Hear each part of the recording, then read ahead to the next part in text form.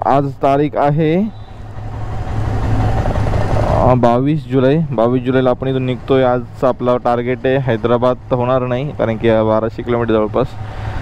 आणि आम्ही हॉटेल रामाजयम या हॉटेलला स्टे केला होता. 2 दिवसापासून स्टे होता. हॉटेल चांगलं होतं, बऱ्यापैकी होतं, ठीकठाक होतं कॉस्टिंगच्या मानाने. तर निघूया आपण आज आपल्या नेक्स्ट ज्योतिर्लिंगाकडे. रामेश्वरमला बोलतोय बाय बाय. आणि हा त्यांचा पम्मम बीच. येताना खूप हवा होती, त्याच्यामुळं एवढा आवाज नसेल आला. आता वाजले 12:10 आणि आत्तापर्यंत आपले कवर झालेले 210 किलोमीटरच्या आसपास. आणि ऊन आणि हवा खूप असल्यामुळे ना गाडी जास्त गरम होते आणि बॉडीला पण जास्त ताकद लावावी लागते. तर आता डेस्टिनेशन आपण तर आजचं टाकलं आहे कडापा 9:38 गुगल मॅपचा होता. आपलं पहिलं तर डेस्टिनेशन वेल्लोरे होता, बट वेल्लोरे जर आजचं जर टाकलं तर उद्या आपल्याला 600 किलोमीटर रन करावं लागतो आहे. इकडं चालू आहे हैदराबादचा बोनालो. हर हर महादेव. वेल्लोरला आम्ही स्टे केला. श्रीशैलम जाताना ज्या हॉटेलला आम्ही स्टे केला होता ना, अरिहंत इन, त्याच हॉटेलला आम्ही स्टे केला आहे. आणि आता आम्ही इथून निघतो आहे हैदराबादसाठी. हे वेल्लोर तामिळनाडूमधलं एक सिटी आहे जी बॉर्डरलाच लागून आहे आंध्राच्या. आणि तुम्हाला इकडची मी सिग्नल चक्का सिग्नल लागलेला आहे. इकडं सिग्नलसुद्धा पालन नाही होत, माहिती आहे का. पोलिसांना कळून देतात लोक, कळून डायरेक्ट पोलिसांसमोर निघून जातात. नंतर पोलिस म्हणतात अरे हा गेला निघून.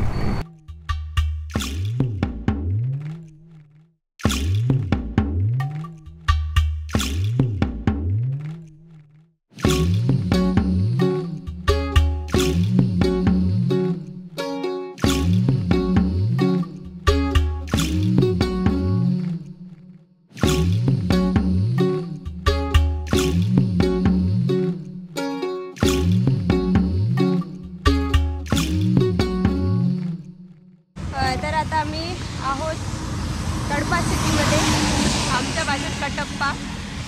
तर ऑलरेडी आपण तमिळनाडूला बाय बाय बोललेलो आहोत आणि आता आहेत आंध्र प्रदेशला. आणि लवकरच पोहोचणार आहोत चित्तूरमध्ये, जे की आंध्र प्रदेशचं मधील एक सिटी आहे. इकडे आम्ही थांबलो तो चहा घेण्यासाठी, कारण वरुण राजाने आपली थोडीशी वर्षात मीन्स थोडासा शिरकाव केला आहे. इकडे आपली रुद्रा आणि सरकार ऑलरेडी चहा पिऊन we all set ready to go. आपलं नेक्स्ट डेस्टिनेशन असणार आहे तेलंगणा. अर्थातच आपल्या सर्वांचं मीन्स तुमचं माहीत नाही मला, बट आमचं आवडीचं हैदराबाद.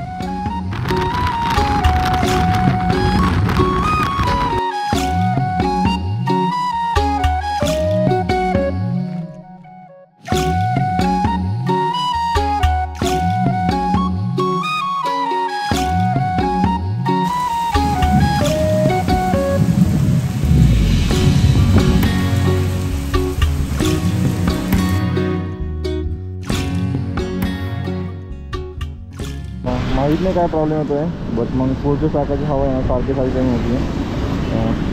दररोज चेक करतो ना मी, दररोजला आहे ना जवळपास 10 ते 15 पॉईंट खाली ना डाऊन होऊन जाते हवा. तर आता आम्ही परत हवा चेक केलेली 25च सांगितली आहे.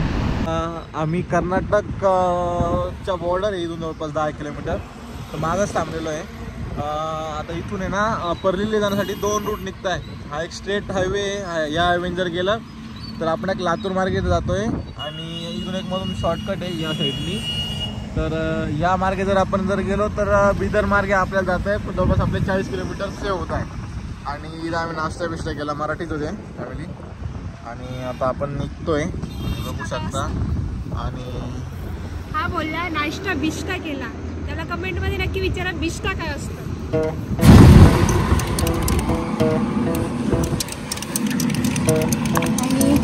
आता आपण ऑलरेडी कर्नाटकमध्ये एंट्री केली आणि पावसाचं वातावरण.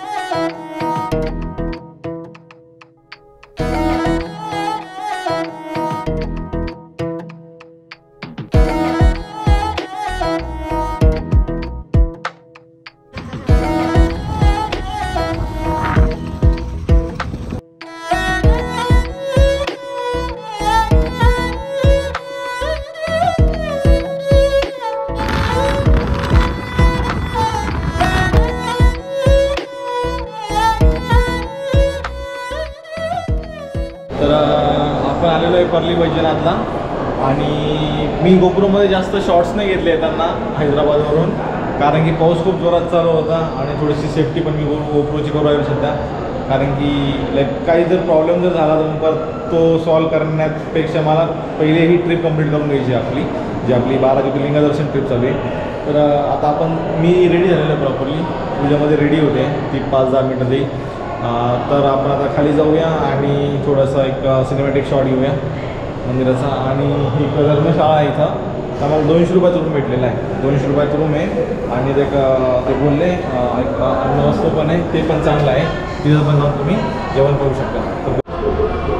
हे बघा आता संध्याकाळची जवळपास इथं 7 वाजलेले, 7:03 झालेले आणि हे दर्शन मंडळ वैजनाथ देवस्थान ट्रस्ट आहे, इथं आपण थांबलेलो आहे. आणि तुम्हाला आपली रुद्रा दाखवतो मी. हे बघा हे टेम्पल आहे, इकडून पण एक एंट्री आहे आणि समोरच्या साईडने पण एंट्री आहे. तर इथं आपण स्टे केला होता, तर इथून आपण डायरेक्टमध्ये एंट्री दर्शनासाठी जाणार आहे. आणि आपली रुद्रा शेडमध्ये आहे, स्मेल येते कारण की इथं नेमकी कचऱ्याची गाडी उभी आहे. आणि ही रुद्रा दिसत आहे का नाही.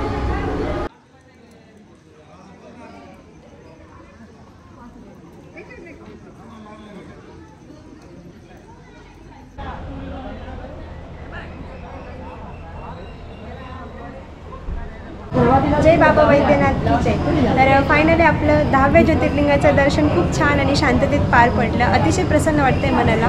तर हे परळी येथील ज्योतिर्लिंग आहे. तर पौराणिक मान्यतेनुसार बाबा वैजनाथची कथा आता मी तुम्हाला सांगते. तर जेव्हा समुद्रमंथन झाले तेव्हा जे समुद्रमंथनातून अमृत निघाले ते लपवून कुठे ठेवायचं असा देवकांना प्रश्न पडला. तर देवांनी ते अमृत भगवान शंकरांच्या या शिवलिंगेमध्ये लपवून ठेवलेले होते असं सांगतात. आणि जेव्हा देव लोक त्याला हात लावायचे तेव्हा ते अमृत व्हायचं आणि जेव्हा दानव म्हणजेच राक्षस लोक हात लावायचे तेव्हा त्याच्यातून अग्नीचा उद्रेक व्हायचा. आणि अशा प्रकारे ह्या ज्योतिर्लिंगाची स्थापना झाली अशी मान्यता आहे. जय बाबा वैद्यनाथ. माता अहिल्यादेवी होळकर यांनी सन 1700च्या काळात वैजनाथ ज्योतिर्लिंगाचा जीर्णोद्धार केल्याचे सांगतात.